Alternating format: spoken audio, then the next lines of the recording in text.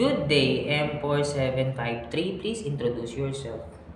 Good day, sir and ma'am. I am Maribel Tamayo, 34 years old, with living partner and two children, 13 years old and 8 years old.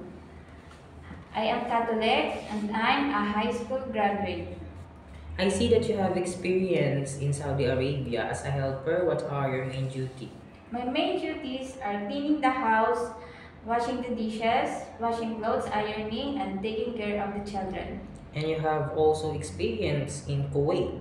What are your main duty?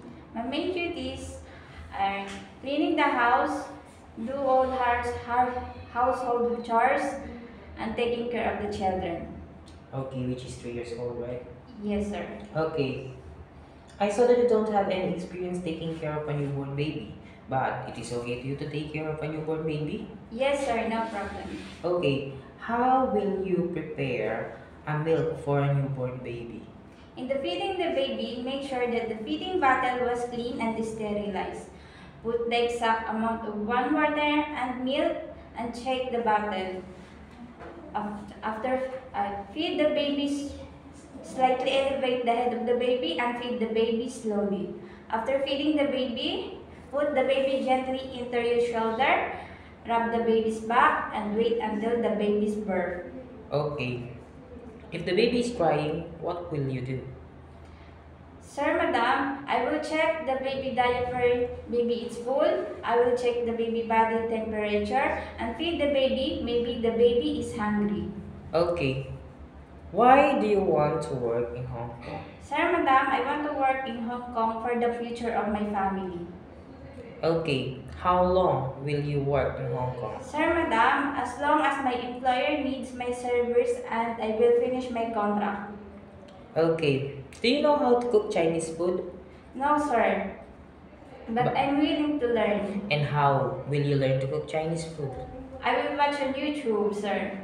Okay, and you can buy some cookbooks, right? Yes, sir. And you can watch your madam and sir how do they prepare their food so that you can learn. Yes, sir. Okay.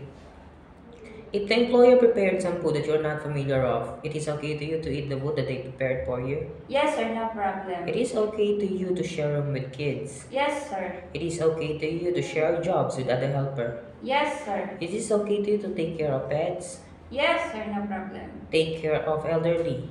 Yes, sir. It is okay to you to cut your hair into short.